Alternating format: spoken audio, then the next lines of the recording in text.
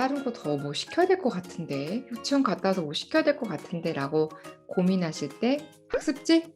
오! 그건 절대 반대. 재미있게 느낄 수 있는 부분에 경험을 안 주는 거예요. 안녕하세요. 123 미니쌤 TV의 김민희입니다. 5살 친구들 이제 유치원 또는 뭐 영어 유치원, 놀이학교, 어린이집 등 기관을 이제 다녀서 이제 막 적응을 이미 적응이 된 시점일 것 같은데요. 저희 막내도 5살이어서 놀이학교에 이제 조금은 적응을 했어요. 한 달 동안 아침마다 울고, 예, 안 간다 그러고, 요새도 울진 않지만, 오늘은 놀이학교 가는 날이야? 내일도 가는 날이야? 막 이렇게 물어봐요. 가서 그렇게 잘 논다고 하는데. 아무튼, 네, 기관에 보내기 참 쉽지 않고, 적응시키기 참 어려운데요. 자, 이렇게 어쨌든 고민 끝에 기관을 선택을 하고, 이제 기관이 어느 정도 잘 적응을 하니까, 다른 거 뭐 시키지? 이런 고민들 하시죠. 저도 요즘에 하고 있어요. 5세 때 첫째가 했던 거 생각해 보면 레고도 했었고, 뭐 수영도 했고, 미술도 했고, 근데 얘는 아무것도 안 하거든요, 막내는. 그러니까 좀 고민도 되는데요. 제가 말씀드린 것 중에서는 수학이 없죠.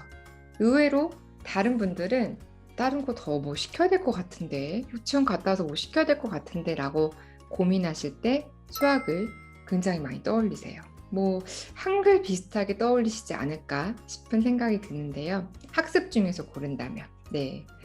저는 그 5세 때 수학이 꼭 사교육이 필요할까라는 생각은 사실은 좀 해요. 왜냐하면 충분히 집에서 엄마표로 할 수 있는 거가 많아요. 그때 배우는 내용들은. 네. 우리가 그걸 몰라서 못 가르쳐 주는 게 사실 아니잖아요. 그쵸? 어떤 도구가 필요한 거죠. 차라리 교구를 사시는 게 나은 거예요.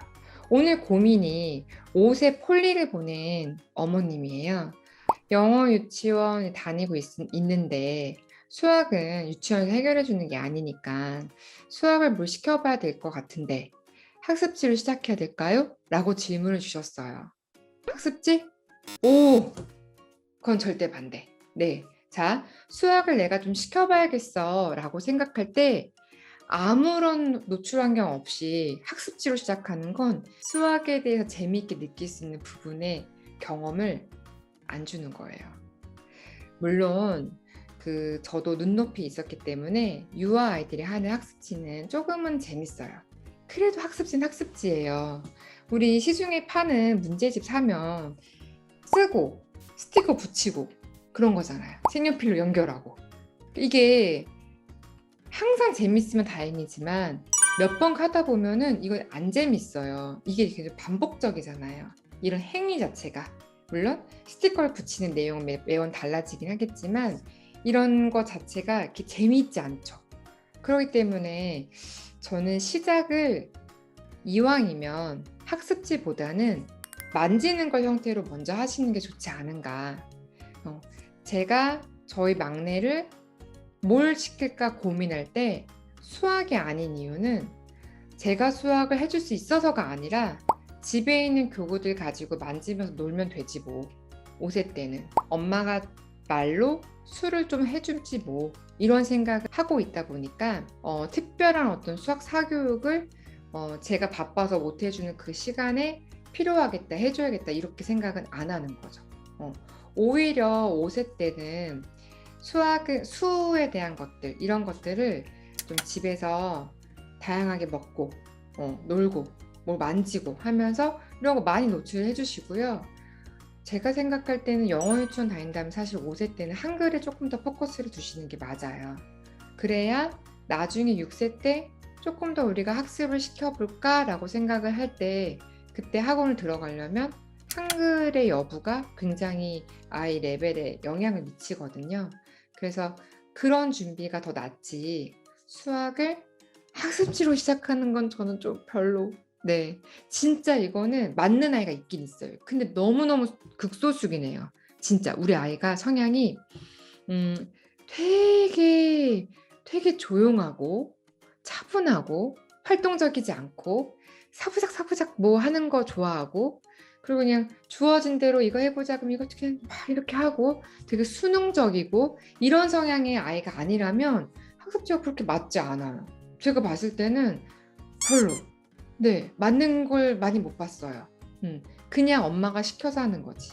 또는 엄마가 그냥 그거 하면 좋아하니까 특별히 좋아한 걸 내비쳤다가 아니라 그냥 엄마한테 칭찬받고 싶어서 네 그런 마음이 있어요 아이들한테는. 그래서 저는 수학을 섣불리 그렇게 시작하는 건 조금 네 그렇고요. 좀 만지고 나서 약간 손에 힘이 길러졌을 때 그때 학습시키시는 거예요. 물론 영어 유치원 다니면 그래도 손에 힘이 없진 않을 거예요. 그렇지만 영어 유치원에도 이걸 자꾸 많이 하잖아요.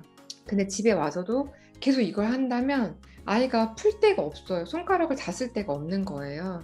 그러니까 더더욱 교구를 많이 하셔야 되는 거예요. 만지면서 할 수 있는 것들에 대해서 저는 관심을 뒀고 그게 오히려 더 효과적이었다고 생각을 해요. 네.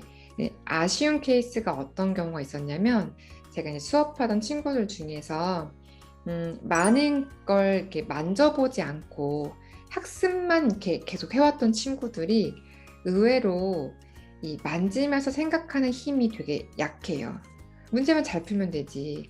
뭐 교구 만지면 생각을 좀 못하는 게 문제를 푸는 것과 영향이 있느냐? 당장 지금은 영향이 없는 것처럼 보이겠지만 교구를 하면 더 깊이 있는 생각을 할 수가 있거든요.